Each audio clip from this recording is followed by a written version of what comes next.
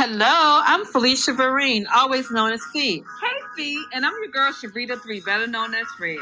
And we are Inspire Her, the Total Woman Podcast, a new podcast all about uplifting you. Yes. Because friends, face it, you are awesome. We'll be chatting up about topics we love to talk about.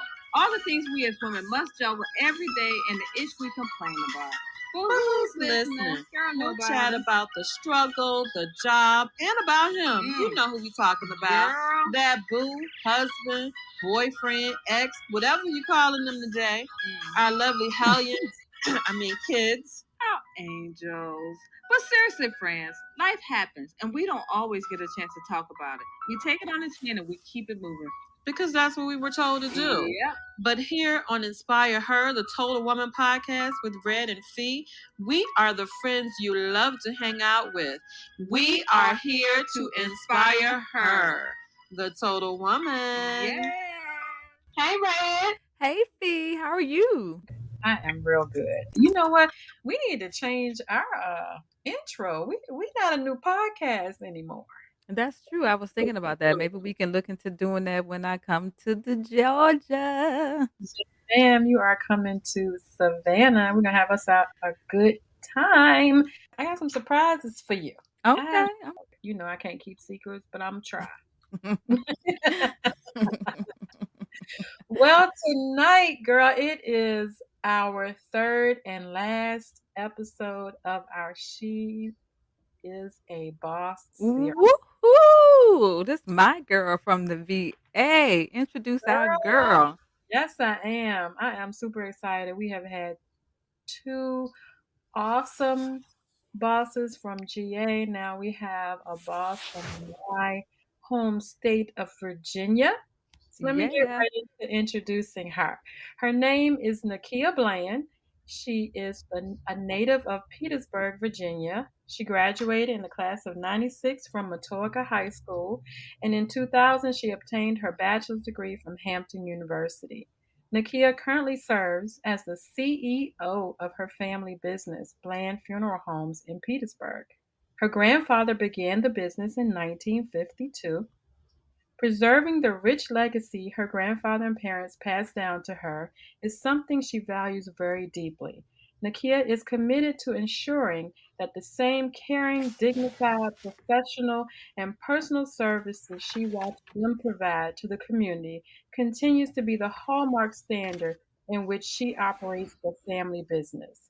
This year, the Bland family will be blessed to celebrate 70 years of serving the community.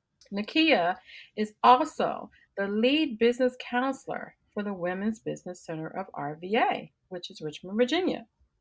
WBC Richmond provides one-on-one counseling, training, technical assistance, networking, and resources vital to the success of women and minority entrepreneurs in the Richmond area. She absolutely loves working in this role because she has a passion for helping women achieve their entrepreneurial goals. Nickia believes that one of the most important factors needed to grow and transform our communities is through economic development. It is important that we connect with one another and support one another to ensure that this happens, especially in communities that are suffering. She firmly believes that being a boss means nothing if you are not helping others elevate with you.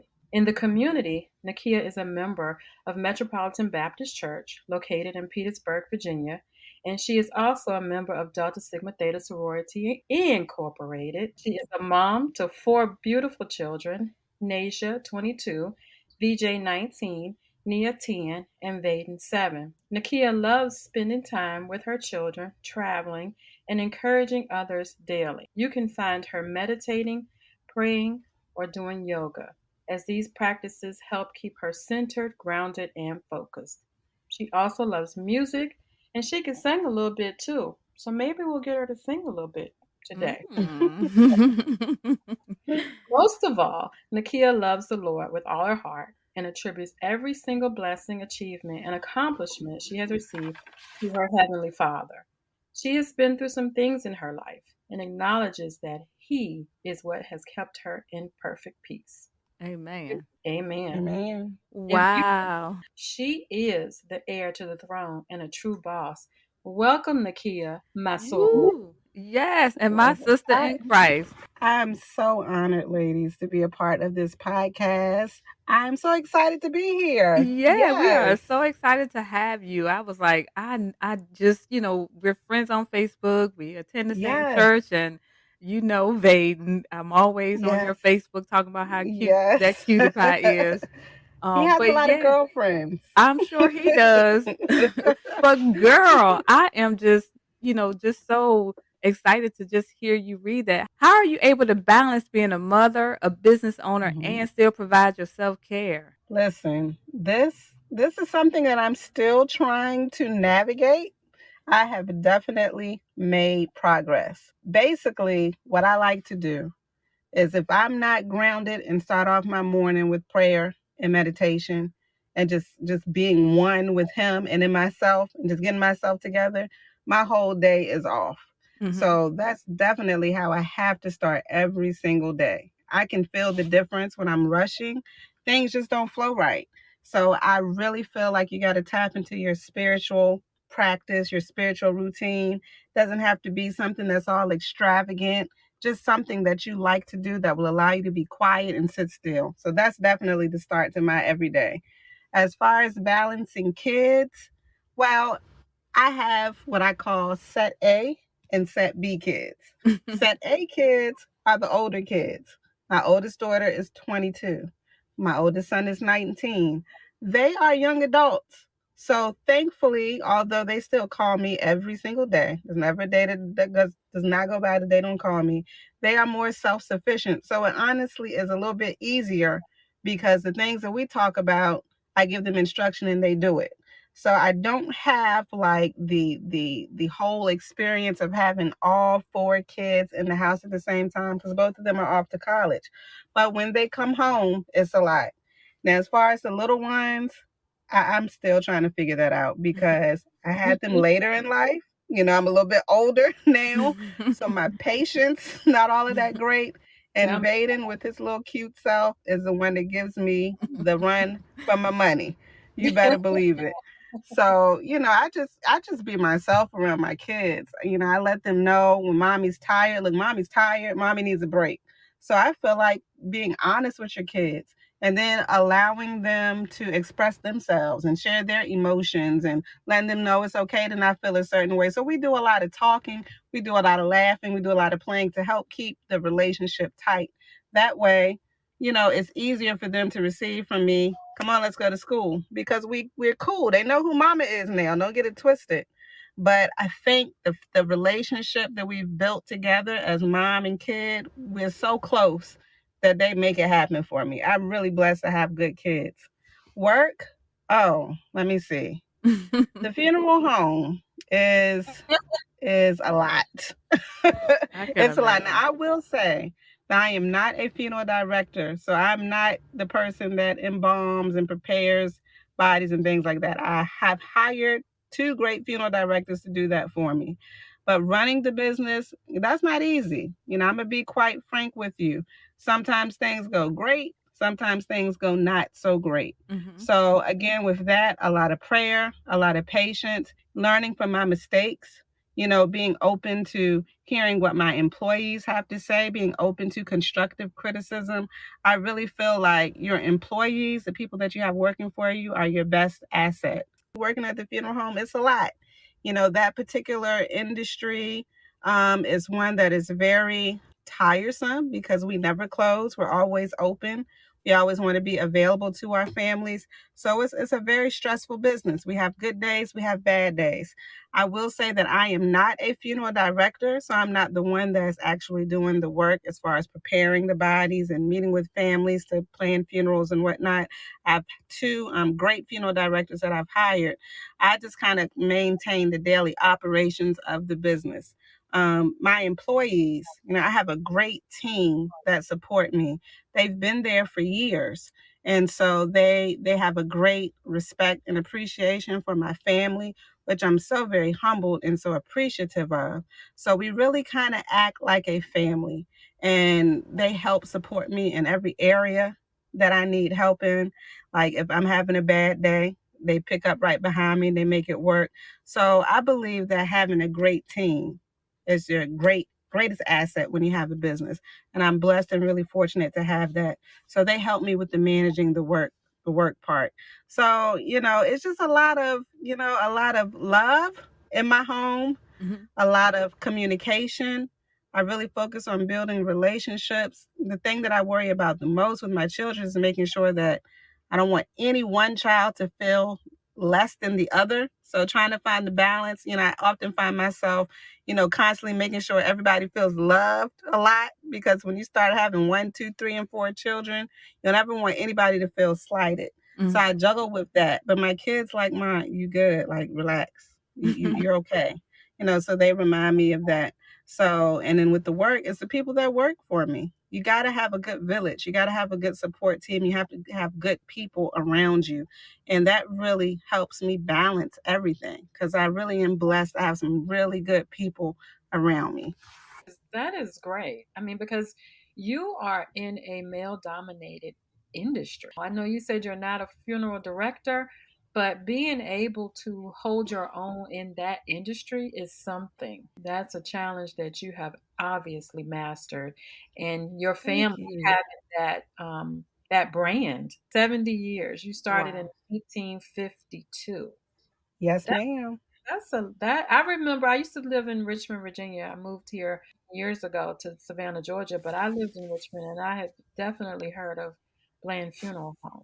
That is Awesome. that is a legacy, and you are definitely the heir to the throne. Yes, yes, Thank yes, you. yes. Thank you so much. It's an honor. Tell us about the pros and cons of being a preacher's kid or a PK. And then, just you talked a little bit about your faith in God and how it has guided Right. your path. So if you want to elaborate on that, but how was it growing up? Did you feel like, oh, were you like sneaking out the house? Did you cut class?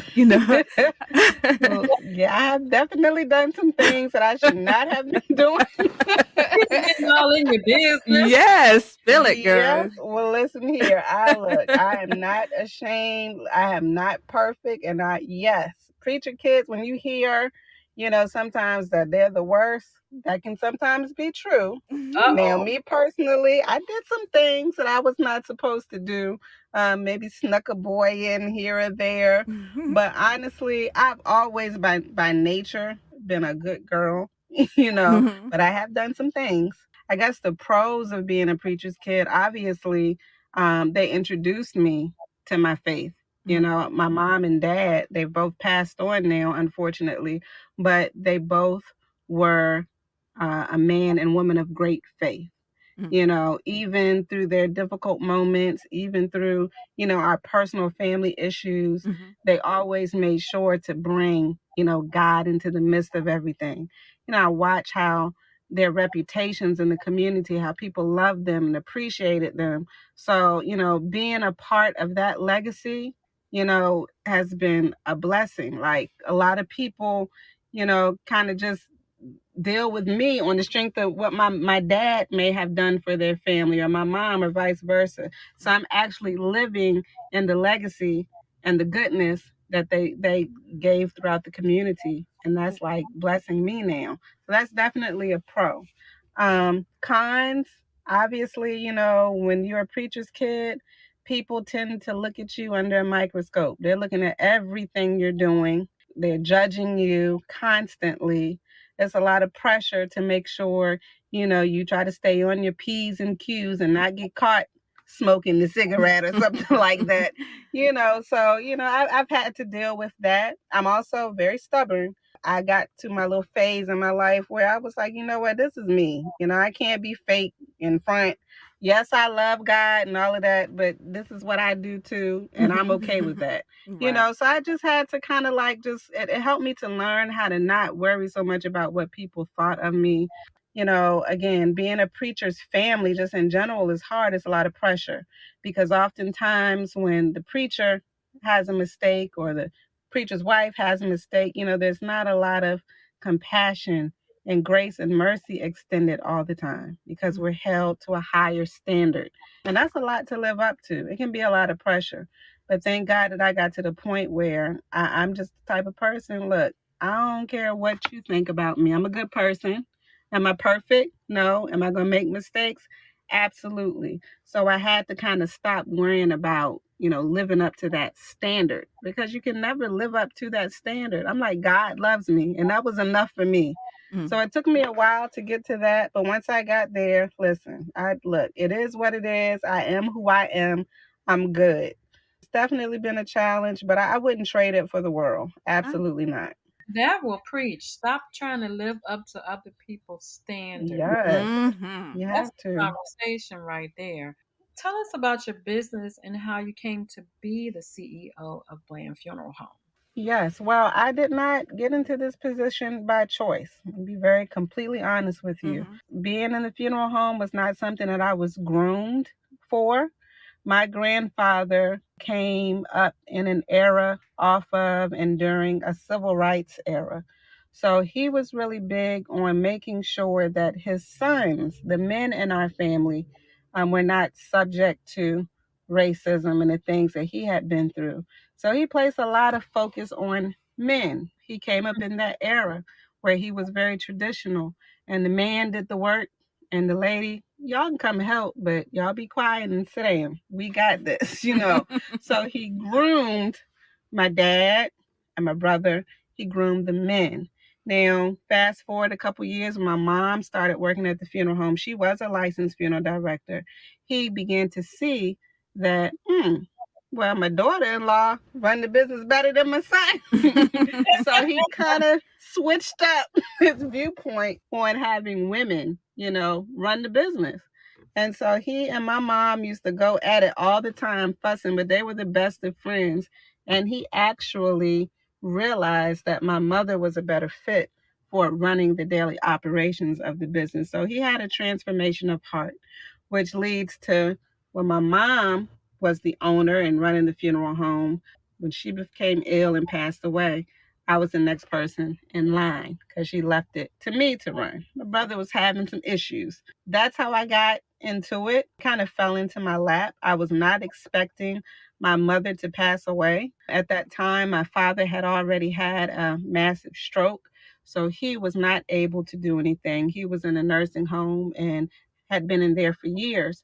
My brother, unfortunately, was away on a little vacation, one of them types of vacations where he couldn't come out of the vacation till they said he could come out. Mm-hmm. So it was just me, Right. and at that time, I was in Augusta, Georgia, actually, because I was married and my husband was military, and that's where we were stationed. Oh And wow. so Right up the my street. mom dies. Yeah. My mom dies unexpectedly. I'm in Georgia. I'm like, okay. So I got to go back there. So I kind of just changed my whole life and came back home. And I actually was very upset because I'm like, how y'all going to leave me with this? And this not really, I ain't trying to do this for real. It was a lot to kind of receive and accept. And it took me some time to see what God was doing in my life. It took me some time to soul search and accept the call that He had placed on my life because that was not in my plan. And that just taught me through that time that our plans are not always what God plans for us. And so when I began to accept the call, I actually began to start enjoying it. So Mm-hmm. this was about 2013. My mom passed away in 2013, and it took me a couple months to kind of get with the program. But once I got with the program, I actually was like, oh, well, I Wow. like this. Well, you were And I've grieving been going too. since then. Yeah. Yeah, so it took a while because it was like when they left me the funeral home, everything wasn't packaged in a perfect bow. There were a lot of issues, a lot of debt, a lot of things that I had to kind of tackle, and it was very overwhelming. So I had to really, yeah, I had my little degree from Hampton, but I didn't remember none of that stuff. And that stuff was not helping me. Was not helping me. Okay. I don't remember none of this. So I had to trial and error, and I had to kind of find my groove and find my way. And I finally feel like I'm getting to the point, like right now, where I'm in my good groove, because I also made the mistake of trying to run the business the way my grandfather did and the way my mother did. And I had to learn that no, you have to find what works for Nikki and be confident in that. And I'm just really getting real good into my Nicki run the business shoes.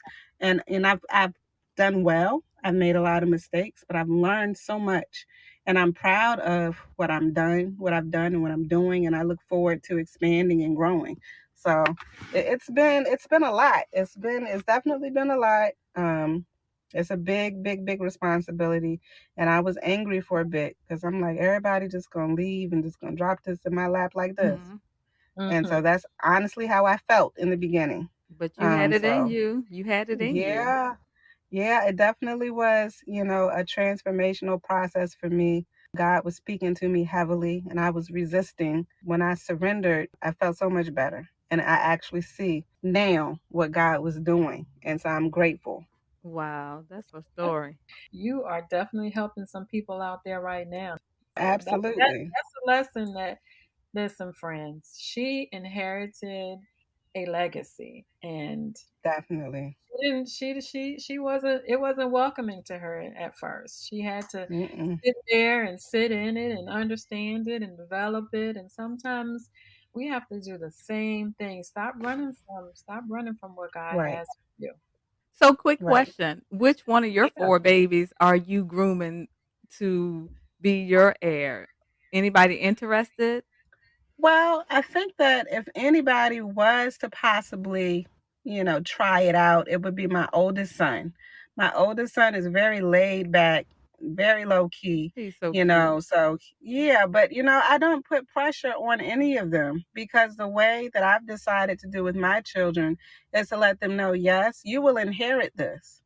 And so you're going to be blessed by this, whether you choose to actively be involved or not, because when you put the pressure on your kids to do something that they don't want to do, they resist it. And I Mhm. can't be upset with any of my children if they're not interested in this particular industry. So I decided to let them know about it differently. I Wow. told them that I'm working now to make sure that everything is set up for them, so God forbid anything happens to me, this is how this will be transitioned and passed down to you. Now, these are your options. If you want to get into the business, then you can go to school and become a funeral director, or you can just run it and hire people. But I want you to know that you have the option of determining which level of involvement you want to have in the business, but you will own it because that's the way that I'm structuring it. I'm more concerned with leaving the legacy and not putting the pressure on them to come into the business to do that actual field of work, because I'm not interested in doing anything regarding the touching or the preparation or the dressing of a deceased person. I don't do that. Yes, be like, I got my limits. I got some Right. boundaries. Yeah. Yeah. Yeah, So I don't have no interest in that. I told them you can hire people to work for you, but this is yours. So that's the way. It's all about what a lot of families do is they don't have a proper succession plan, and Mhm. my parents did not have a proper succession plans. So I learned to do it a little bit differently. So they have the option, but it will always be theirs. So I'm teaching them more so the importance of ownership and having and being invested in preserving legacies and benefiting from legacies, as opposed to actually having to go to school and be a funeral director. If you don't want to do that, that's cool with me. I'm okay with it. all right. Well, listen, we already talked about this a little bit about the funeral Hmm. home business being predominantly a male owned business. Now, I know you Hmm. probably have meetings or conferences or something that you guys go to where you have to gather with other funeral home owners at times, maybe. I'm not sure. Hmm. Has this Hmm. become an issue with being respected as a female CEO in this industry? Well, I tell you like this, the funeral home industry is much like our churches. You got your black churches and you got your white churches. You have your black funeral homes and you have your white funeral homes. I do not personally go to any of the national mortician conferences that are, more diverse with whites, blacks, all types of people. We actually have a very close knit community of morticians in our area. I'm very close with all of the funeral directors in the Petersburg area. It's primarily black, all black pretty much, and we Mhm. actually have quite a few women that are funeral directors now. So I honestly do not experience any type of gender issue because we're all close knit. And I will say that most of the funeral directors that are in the area and up and down the East Coast actually did their apprenticeship under my grandfather or under my father at our funeral home. A lot of the funeral directors have started there. The mayor of Norfolk, Kenny Alexander, he was an apprentice at our funeral home. A lot of the funeral directors that have funeral homes in the area did their apprenticeship under us. So I say all that to say that my family, what my grandfather and my father and my mother had going on, established a great bit of respect within the Black funeral home community. So it's separate, just like the Black church and the white church. We all get along. It's nothing for me to call up Wendell from Funeral Home down the street. Wendell, I need your help. Can you come down here and help me? Or Antonio Tucker. We actually used to be in business together. He's my cousin, but we're still close knit and we're friendly with one another. So we don't have that struggle. Now I would imagine that and I hate to say it, but it's facts. In the other governing ordinances where the white funeral directors are, I would imagine that there is some difficulty for women.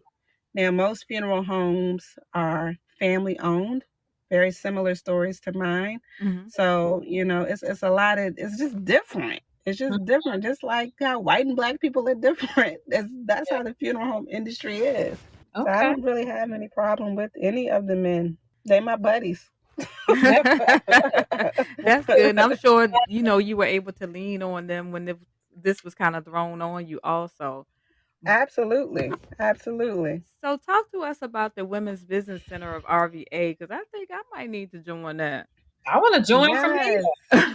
Yes. I might be Yes. coming to that conference in April. Tell us about that too. Absolutely. Please do. Please do. Listen, this job, this position is a labor of love for me. I came across a news article where I heard about the opening of the business center, which was back in March of 2021, I believe, on the campus of Virginia Union. And Mm. so I was just looking somewhere. I can't even remember what I was looking on, and it came up. We're looking for business counselors or whatever. And I said, you know what? I'm going to reach out to them because I have a passion, especially helping women and people of color get their businesses together. Now that I'm comfortable in my little business hat, I'm like, hey, I think I really want to try to help other people do it because a lot of people come to me and ask me for advice, and I enjoy sharing it. That's how I got connected because I saw that they had a new business center opening up on the campus of Virginia Union. So I reached out to them. They called me in to interview for the position. I hadn't been on an interview in like 20 years because I Wow. work for myself. So I'm like, I don't even know. I'm just going to go in there and be myself. And so, I just went in there and just was talking. And so we connected and we clicked very well. The young lady that is the executive director, her name is Dr. Danny Gladden Green. She is amazing. She has her own tech business. She's like this STEM genius. She's really Wow. good with math and statistics and things like that. And then the other young lady, Shara, she's the program director, and she and I clicked because we both went to Hampton. And so she has a passion, and collectively, all of us together, we just gel and we mesh so well together. The Women's Business Center is a SBA funded program. So we Mm. are open on a grant. We are part of a larger institute called the Institute, which is based in North Carolina. So the Institute has these several different umbrellas of women's business centers throughout the United States. So we're the one that's in Richmond, Virginia. Basically, as I said in my bio, we help women, we help minorities get their businesses together. We listen to a lot of customers contact us just to tell us about their plans, and they kind of just need some guidance as how to start. Well, what do I do and where do I need to go, and I need some money. So we talk about those things and we help connect them with the resources that the SBA has to make those things happen because there's so much information and so many resources available that we don't know about because they don't want us to know about. So we are catering to underserved communities primarily to make sure that the word is out. This is available to you. You can get this grant. You can do this Wow. and you can get that. That's basically what we do. And I absolutely love it. I talked to about last week, I think I talked to about 10 ladies, white, black, it doesn't matter. We've talked to men too. So we welcome everybody. I just listen to them tell me about their business goals, and they just need help in trying to figure out how to start in certain areas. And then I also let them know about certain SBA and government certifications they can have for their businesses to help set them up for contracting. So we just do a lot of talking and listening and guiding and connecting. So it's a really beautiful thing to me because I just have a passion for that. And so I just really enjoy talking with the ladies, and I enjoy working with 3 Black women that are just awesome. I just really enjoy being around positivity and like-minded women, and we just get along so great.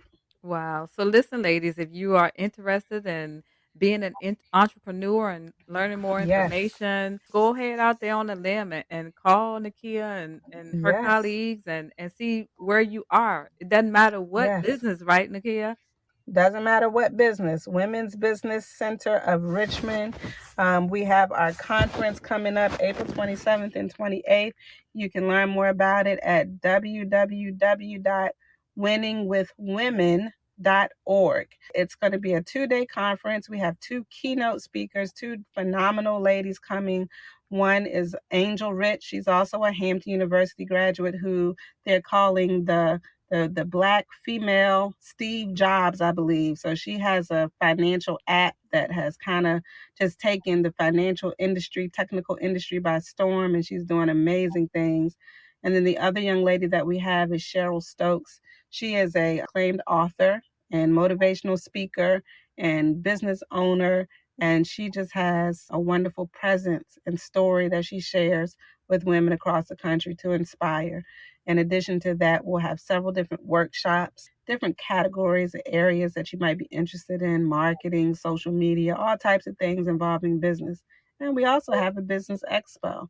So if you have a service or a product that you like to sell and would like to try to vend at our conference, you can contact me for that as well. I'd be happy to help you. What date is this? Yes, ma'am. It's April 27th and 28th at the Greater Richmond Convention Center in Richmond, Virginia, downtown Richmond. It is a fee. The registration fee for the conference for the 2 days, it includes a gala and an awards dinner. It's $199 for the 2 days. If you wish to be a vendor and attend the conference, you can pay just that fee alone, and we'll give you a courtesy complimentary vending space. If you just want to be a vendor and not attend the conference, it's $100 fee for that. And the Vending Business Expo is that Wednesday from 12:30 to 8. Okay, awesome. And we'll try Okay. to put it on our page as well, the Absolutely. information. Well, I did hear you talking about how you love talking to like-minded women. So that brings us Yes. to our next question of how important you think networking is, and it's kind of a two-part question. How important you think networking is, and how do you brand yourself? How important is that, branding yourself? Absolutely. Networking is everything. I mean, you got to have people to work with and connect with if you wish to expand, if you wish to grow. I feel like, you have to. It's like I can't think of any other way of growing and expanding without connecting and building and growing. So it's very important for me to make sure that I keep in contact with the people in the funeral industry. Like I said, we have conferences that we attend where we come together and we learn about new things going on in the industry, and we just fellowship. So we make sure that we keep a close knit community amongst ourselves as the local Black funeral directors in the area. Branding, absolutely. You got to have a brand. Your brand speaks volumes. When you think about Mercedes or Bentley or thing like that, you think of luxury. You think I'm getting something good out of that. So Right. your brand is important because that represents the essence of what you do and who you are. And I'm just a person that believes that integrity is everything. Operating and moving with integrity in everything that you do is important because that's going to help your brand as well. So networking, branding, that's key to business to me. You can't do it successfully without working those 2 things well. overall, what do you define as successful? For me, success is helping others elevate with you. I truly believe this with all of my heart that, being a boss, yeah, it's great, to feel like, okay, I'm the person in charge. That's great. That's wonderful. But that does not really mean anything. I really believe that good leadership, good bosses help elevate the people around them to also rise to that status. So to me, that makes a good boss, somebody that is approachable, somebody that's willing to listen. We've all heard of mean bosses and bosses that are not approachable, that you can't talk to, that think they know everything. And I do not agree with that approach to leadership. I believe that a leader listens to the people, because you got to listen and be in tune with the people that are helping support your vision. And then if you see an opportunity or a strength in somebody that maybe works for you, you should encourage them to pursue whatever that is that you see in them and help them elevate and find their own level of success. So for me, bringing others up with you is what being a boss is all about. That's the most Mm, important thing. Okay, I absolutely. totally agree with that.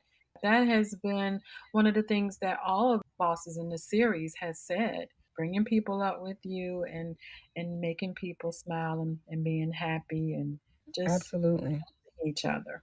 Now, we're going to switch a little bit. Okay. How do you practice self-care and how important is that to you? Well, it's very important. I have not been that good with that, in the previous years of my life. And I will honestly say, when I hit 40, I'm be 44 this year, I realized how important it was to take care of myself. I think most women fall into the pattern of taking care of spouses, of children, working, that we put ourselves on this shelf. And we say, we're going to get back to it, we're going to get back to her. But I have decided that life is too short. I have just decided to be intentional on making sure that I take care of myself. And that means I take a trip, whether it be with my children, whether it be with my girlfriends, whether it be by myself, whether it be with the bae. I don't know. I make sure that I do the things that I like. And traveling is one of my favorite things to do. So I've decided that every day, of my life, I will aspire to look for something that I enjoy and do it, even if it's just for a few minutes, for very few minutes. If I like to read, I'm going to take me a couple minutes and then I'm going to read this. I'm not going to think about anything else. I have seen people literally pass away from Mm, stress and anxiety. And I'm like, I can't go out like that. I can't go out like that. I don't want to go out like that. I watch my mother be very stressed out about current things going on in our lives. And that really was awakening to me. Then I watched my father, because my parents were young when they passed away. My mom was only 58, and my dad, he had a stroke when he was in his 50s as well. And I'm like, that's young, that's very young. So I know that, yeah, they both lived very stressful lives. They dedicated their lives to other people and they didn't take care of themselves. So Mm, me watching that is when I said, look, I can't, like, I got to make sure that I take care of me. I just try to just be intentional about every single day to do something that Nikki likes. And again, my spiritual practice in the morning, I can't go throughout my day without making sure that I spend some time in prayer and solitude, exercising, trying to eat better. All of those things are important to me. So one day at a time, I just try to focus on making sure that I'm taking care of myself and being intentional about it. awesome. What is the key to co-parenting and making that work? For us, I have the utmost respect for my ex-husband. We didn't work out, but I'm grateful that we are able to not be in our feelings, as young kids say. We're not in our feelings. We have these kids. We have beautiful kids. We were married very, very young. We've been together for a very long time. So I think with that, we were able to kind of grow a great respect for one another, despite the fact that the marriage was not working out anymore. The level of respect that we have for one another has never lost its place. He's a good man. I know that Mhm. I'm a good woman. We just didn't mesh well together romantically. But for us, it's the respect and the communication that we have for one another, but definitely the respect. That's the father of my children. Nobody can ever take that place. And because I felt guilty about, not having the marriage together anymore. You feel like you're breaking up the home and all that stuff. I've gotten over that. But now I'm good. Mhm. At the same time, I'm like, we have a different dynamic that we have to create now. It's a different way to be a family. So I still consider us a family. I just make sure that we figure out how to do it a little bit differently. And so far, we have been able to do it and make it work. It's not been easy because, of course, you got to go through that time period of dealing with the fact and accepting the fact that the marriage part of it is over. But we're kind of well into that now and over it. I'm definitely over it. So I'm like, I can focus on you as a man and focus on building this new relationship as you as my friend, Right. and we have these children here that we both love that I want to see firsthand that mommy and daddy might not be together anymore like that, but we still have a love and a respect and admiration for one another, and we're still a family unit. So we're just doing things differently, a different dynamic. We're both in our 40s. Like I said, we were married very young. I was only 21 years old when I got married. He was only 22. We didn't know what we was doing. We got married because I was pregnant. So we Mm. both come from preacher houses, and they're like, wait a minute, y'all got to get married. And we kind of like, Mhm. okay, and not that there was not any love or Right. anything, but I ain't know nothing about that. I'm like, okay. And I'm good. Like the marriage thing is beautiful, but I'm so very happy to not be married and to be free because I I never experienced it. Yeah. I get it. I get it. I hear you talking about, "Ooh, I Yeah. can decorate and I ain't gotta ask Yes. nobody," or, Yes. I don't have to share my space." I So, yeah. don't. And I'm really enjoying not having a man other than my children, my male children in my home. I love it. Well, I mean, it's admirable that you are able to create that circle of love for your family. That is Mhm. definitely something that a lot of us can learn from. I can Mm, honestly say that. definitely. Absolutely. Now, one of the things that I wanted to talk to you about was what advice would you give to our women that are listening? Follow your passions. Definitely do something that you love because it's not easy to start a business. It's a lot of work. It's a lot of late nights. It's a lot of blood, sweat, and tears. It's really literally your baby. If you start a business, first and foremost, make sure it's something that you're not just trying to get into because you heard you can make some money from it. Make sure it's something that you really, truly enjoy and are passionate about because your passion is what's going to give you the fuel and the energy to get through those difficult moments because you love it.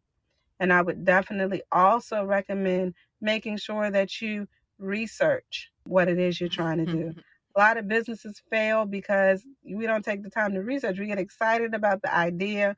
We go out here, we start doing it, but we haven't properly planned and we haven't properly thought about, various scenarios because again, having a business is not easy. It's very, very hard. Some businesses will do better than others just because of the very nature of the business. But I believe that it doesn't matter what your business is. If you're passionate about it, if you plan for it well, if you identify the people that you know will buy your service or your product and connect with them well, then you can make it work, whatever your business is. Don't just jump on it because it's a trend. Everybody wants to be in real estate now because you're making millions in real estate. You got Mhm. to ask yourself, do I really even want to do this though? Because it's a lot of work, and it's a lot of risk. Everybody wants to flip houses. Do you really want to? Mhm. Everybody want to sell eyelashes and stuff. Okay, but let's think about this thing now. you know, Yes. so just don't jump on it because it seems like a quick money making thing. It really, you might be able to make a couple $100 here and there, but if you really truly want to build something that is lasting, you got to put that work in, and it's got to be something that you're passionate about. So let me ask you, you inherited your business. If you Hmm. were doing business from the blind, what would you want to do? Is there another business venture that you want to get into? Or what is your passion? Absolutely.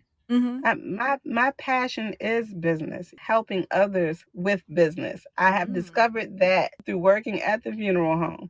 I enjoy making sure that I maintain the overall health of the business. Now, the actual what we do at the business, I don't have any interest in that. Of course, I'll make sure that everybody is good. I'm happy to talk to families. Hey, how y'all doing? I'm so sorry to hear about such and such that and all that. But that's not what I do, because that's not my interest. But I do enjoy the challenges. And I never thought I would say this, but it's very gratifying when I have a challenge and I figure out how to way to solve it. And I'm like, oh yes. So I'm more so like looking at the actual daily operations of businesses. I've discovered through working at the funeral home the passion to want to help others because I wish I had some help in some areas. And since I've learned some things, I believe in sharing knowledge. And then I also have a vision for our city of Petersburg to bring back some businesses to the city of Petersburg. When I walk out the front door of the funeral home when I was a little girl, there used to be businesses all around. Now when you Wow. walk out the front door, there's nothing there but Wilkinson Funeral Home across the street. Yes, So and it takes both churches. of us. It's filled with Yes. churches, yes. Yes, and back in the early, I would say 1900s, Halifax Triangle is that little area used to be booming with black businesses, black Mhm. doctors' offices, black dentists. We don't have any of that. So I have a vision to rebuild that triangle in front of me. And God gave it to me. I know he wouldn't give me anything that he won't bring to pass. So, I'm being ever so careful to listen to his instruction, praying for the resources to line up to be able to do it.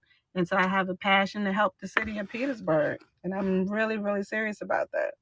I've kind of adopted Petersburg too, being a Trojan and going to Virginia State, and I Yeah, would never have thought that my life would circle back into Petersburg with the church right, and have a business in Petersburg. So right. yeah, and I want to do more for the city myself, even though I'm a Yeah, so we Richmonder. got to link up. But We yeah, link up, definitely, Sharita. We can definitely, talk I about am some things. definitely available and interested in that.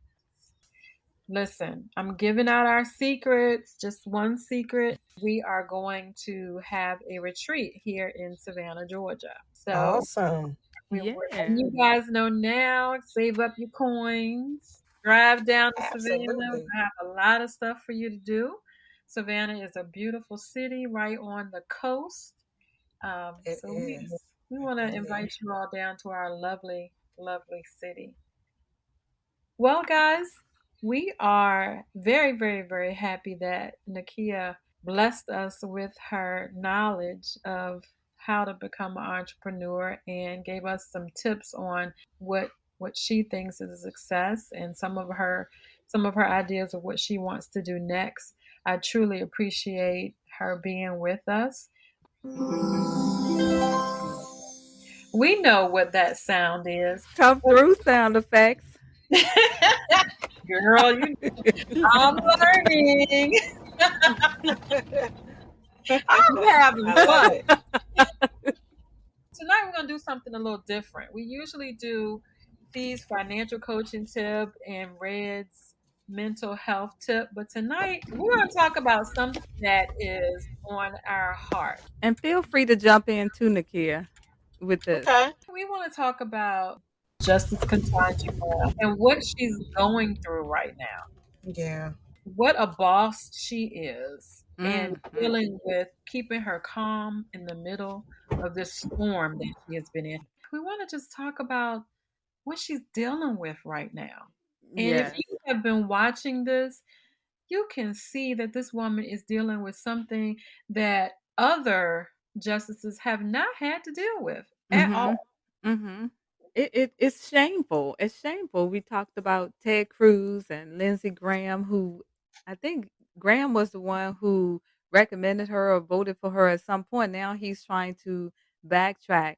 But I was listening to the Ricky Smiley morning show this morning. Cory Booker talked about her and how everything was going and told that she reminded him of his mother. And he just broke down and cried. And he just, he called out those Republicans for the way that they were mistreating her and addressing her or whatever and just being very disrespectful. They were just being completely disrespectful. But he felt to speak up for her. And I just thought that that was awesome and brave and all that stuff because they absolutely have no reason not to vote for her. And it's just so important. These are the same senators that we see, the states voted for them. So we have to be careful who we are voting for and who we're sending to Washington to represent us. Those midterm elections, they count. You got to get out there and vote. I agree. I sat there and I listened to Ted Cruz talk about, amongst all of the cases that she's dealt with, he picked 7 that definitely people would frown upon her judgments, her sentencing. And basically, what she was trying to tell him is that she had to follow the laws that were set before her. She couldn't be any harsher than the laws that would allow. And he just kept hounding and hounding and hounding. And even when he asked her the question, he wouldn't allow her to talk. Mm. The chairman told him, well, if you're not going to allow her to talk, we're going to move on. He wouldn't allow her to answer the questions that he wanted her to answer. And I think they're pushing her to bring this black agenda, even asking her about some books that, about the racism or racial tensions or whatever. And she just politely say, I'm sorry, I have not read those books. They're looking for her to play that black card and, to push her black agenda. And she basically said, I'm going to follow the law, the Constitution. It's not about the black and white to me like you guys are trying to make it appear. Asking her about a darn book. Right. That was ridiculous. Did you see that, Nakia? I did. I did. And I felt equally annoyed and frustrated. And I'm like, these questions have nothing to do with the job at hand. It was so obvious that they were trying to, like you said, make her bring out the black card, and try to make her look as if she was just straight for black people. So it Correct. was very frustrating. I'm so grateful that Cory Booker did take the time to reassure her and remind her that look, these people are crazy. Right. You know what it is. Like you're good. Like don't let these people intimidate you. Don't let these white men up here intimidate you and make you feel like you're not worthy of this position. They know you're worthy, and that's why they're doing this. They don't want you here. And that's just facts. I believe in shooting straight from the hip, and that's basically what they're doing. Period. Because it's ridiculous the things that they're asking her. It didn't have anything to do with the position at hand. Correct. So let me ask you two strong African American women or black women. Would you guys have been able to keep your cool? Me, no. I know I couldn't be because I would have cussed them all out and then got my pocketbook and left. So the answer for me is absolutely not. Look, piss on y'all and this daggone court. Correct. I would have to look at the importance of it Mhm. all and what it actually means for the future of women Right. in this field. And I would have to sit there and y'all call me faces. My line sisters call me faces Yes. because I wear it. I wear it on my face. I would have to I would have to endure. I would have to be praying the whole time internally. Somebody would have to practice with me at home, being aggressive with me while I sit there and listen. I think I could do it. I think So you sound like she was being interrogated. Basically, instead of interview, that wasn't an interview, that was an interrogation. she was being interrogated. I mean, Yes. that was some of those senators were able to interview, whether they were Republican or Democratic. Some of them were able to interview, and then you had those that were interrogating. That was their Mhm. whole job, was Mhm. to catch her off guard. And to That was their discredit her, whole to discredit her. to discredit her, to catch her off guard. They wanted us to see who they thought she really was because they Mhm. don't want her there. But She, you look at her. She's not the fair skinned black woman with the straight hair. This woman has braids or natural haircut, and she is a beautiful brown skinned woman, and and she but remained out of poised. all of that, out of all of that you said, her skin color, her hair, all that, she is the most qualified woman. Yes, She's the most yes, qualified woman. It yes, doesn't matter your skin color, your hair, your teeth, your family, none of that. You are qualified, and she's more yes. qualified than majority of the ones that were asking her the questions. That's what bothered me. Or even the ones that the last president picked. They didn't probably grill her like that. And again, that's just the importance of these local and state elections. Who we're sending to represent us in the House of Representatives? Who are we sending to represent us, our state senators? Those things are important because those were the people who were grilling this woman, this beautiful black woman, strong, educated, and her record speaks for itself. I agree. I totally agree with you. And I didn't mean to No, take they this were man. waiting for her. They were waiting for that angry black woman to come out. They That's were. all I'm saying. And they But pushed. Ted Cruz's angry white man came out. Absolutely. That was okay. That was Absolutely. Absolutely.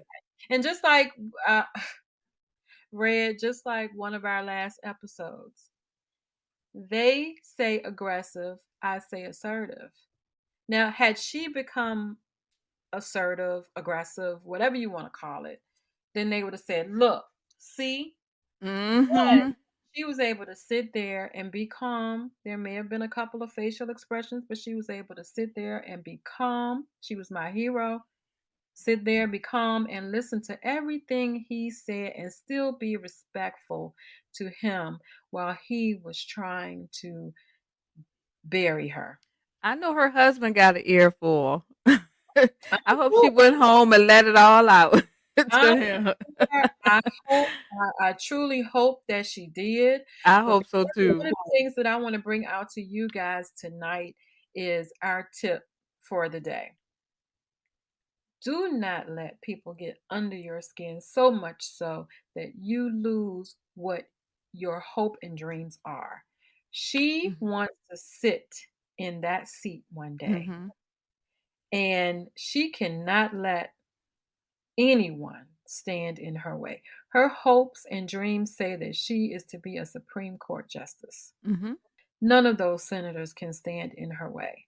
So please, in the heat of the storm, try. Even if you got to practice. You go to work and you know that you need that job and but that boss or somebody at work is going to get on your nerves, practice at home. Practice before you go into the building, sit in the car and say, God, give me the strength, the faith, give me everything I need to go in here and handle this job today. Because, sis, don't let anybody stand in the way of between you and your dreams or between you and your responsibilities. Because guess what? Once they unnerve you, once they get you up and in an uproar, guess what they say?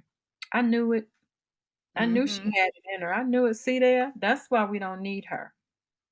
And you don't want that.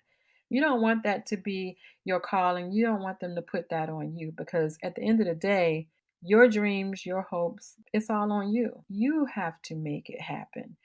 Just like Sharita told me, I control. I control how I feel. Didn't you tell me that, Sharita? Absolutely. You control how you respond. I control it. So we can control it if we want to. And I think that her situation was important enough for her to definitely control it. And I know that at the end of the day, I feel in my heart that she will do a great job. And we can see that she can handle heat. She can Mhm. definitely handle heat. Kia, Red is going to get into contact with you about attending that event. Yeah, take a couple of pictures and put it on our page. Yes, would Mhm. love to have you. Just let me know. But thank you, ladies, so very much. I love what you guys are doing. I wish you much success in your endeavors. And if any way I could be of any assistance to you, please don't hesitate to reach out. Absolutely. Thank you Thank so you much. so much. You are welcome. Hey, listen, if you have a dream, you have something that you really want to do with your life, go ahead and do it. Our bosses, man, these ladies, Renee, who is our art photographer, Curtina Pollen, who is our image transformation strategist, and Nakia Bland, who is our CEO of Bland Funeral Home. She's working in an industry where there's not many women doing what she does, and she is handling it like a boss. Listen, if there is something that you want to do, Red, they could do it. You can do Absolutely. it. Absolutely. No matter how old you are, how young you are, how much money you have, how much money you don't have. Where there's a will, there's a way. Absolutely. Absolutely. Keep listening to our podcast. We have several episodes coming that are going to be very entertaining, educational, and we want you to go out there and not only listen, but please, please, please, please, please, please subscribe, rate, leave comments. We love to hear what you have to say about what we're doing. We need you to stand behind us. Send us messages about episodes, titles that you want to hear, subjects that you want to talk about. We are loving this thing, right, Red? We are. Okay. We hope to see you next week for another episode of Inspire Her, the Total Woman with Red and Fee. We are here to inspire her, the total woman. Yay!